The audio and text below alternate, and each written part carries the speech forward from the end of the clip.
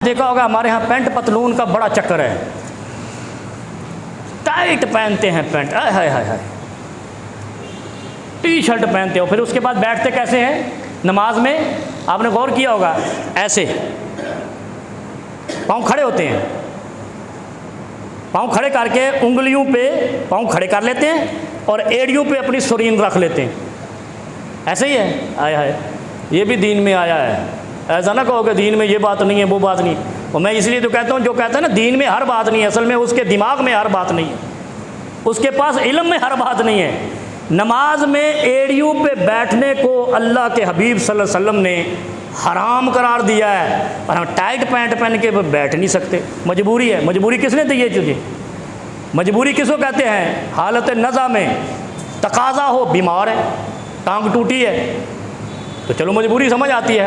एक आदमी टाइट पहन के आ जाता है और फिर एड़ियों पे बैठता है, नबी अलैहि सलाम फरमाते हैं यनहा अन उक़बति शैतान, बेड़ा ही गर्क हो गया। एड़ियों पे बैठने वाले को शैतान करार दिया है। सही हदीस है, सही मुस्लिम की। कभी सोचा आपने इस चीज़ की हम अहमियत ही नहीं देते ना, और तवक्को क्या रखते हैं हमें कोई अहमियत दे, हमें अदालतें भी अहमियत दें और मुआशरा भी अहमियत दे, अल्लाह भी अहमियत दे, रसूल भी अहमियत दे। एड़ियों पे बैठने उक़बत शैतान करार दिया है। जो एड़ियों पे सुरीन रख के नमाज में बैठता है वो हराम अमल करता है। इसलिए कम अज़ कम नमाज में ये पैंट उतार दिया करो, शलवार पहन के आ जाया करो अगर बैठने में मुश्किल होती है। एड़ियों पे बैठ कर शैतान से मुशाबहत ना किया करो। दूसरी शर्त क्या फरमाई? ये मैं वो बातें बता रहा हूँ, मैंने क्या बताया? वलिल्लाहिल इज़्ज़तु वाले रसूल ही, इज़्ज़त अल्लाह के लिए और इज़्ज़त रसूल के लिए। रसूल के हुक्म की इज़्ज़त करोगे, कल रसूल इज़्ज़त देगा, और जो रसूल की इज़्ज़त करता है बात की, अल्लाह उसकी इज़्ज़त बनाता है।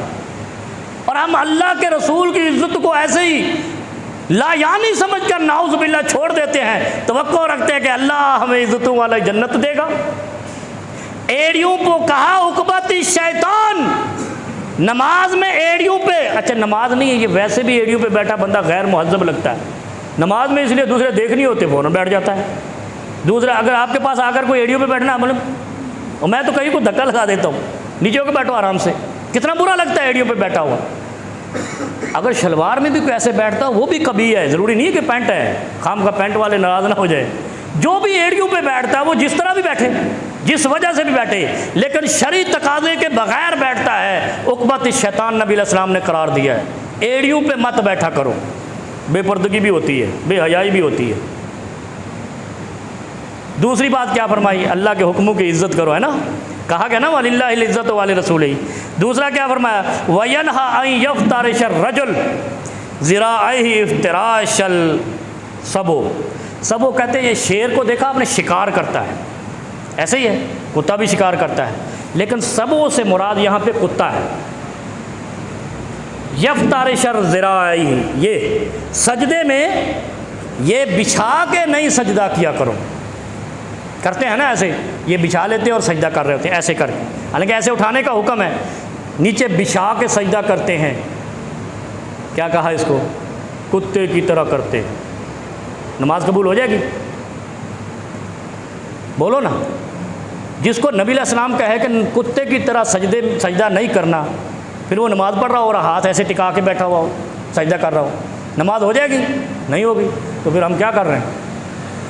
नबी के हुक्म की इज़्ज़त कर रहे हैं। वलिल्लाहिल इज़्ज़तु वाले रसूल ही। अच्छा ये हमारे यहाँ जो जाहिलियत चल रही है ना, वो थोड़ी सी बात होती है, वो भाई ये गुस्ताख है, वो भले पक्का मोमिन हो, क्या जी उसने नबी अलैहि सलाम के वो जो आसिया का केस उठाया था, इन्होंने पूरी मुकम्मल, बड़े बड़े उलमा उसमें इस केस में जो ना बड़े, उसके फांसी दे दो। जब मैंने वो केस रिसर्च किया तो उस पर तो केस बनता ही नहीं, एक काफरा औरत है। जुर्म उसका यह है कि जो जाहिल औरतें वहाँ मौजूद थी, उन्होंने कहा इसके बर्तन में नहीं खाओ। हालांकि ईसाई के बर्तन में किसने मना किया आपको? ईसाई तो शादी हो सकती है, यहूदी से शादी हो सकती है, अहले किताब है। इतना केस उठाया, क्यों? सियासी तासब हमारे यहाँ मज़हब में दाखिल हो गया है। इसी को फ़िरका वारिद कहते हैं और इसी को मैं लानत कहता हूँ। यही फ़िरका वारियत दीन का बेड़ा गर्क किए हुए है।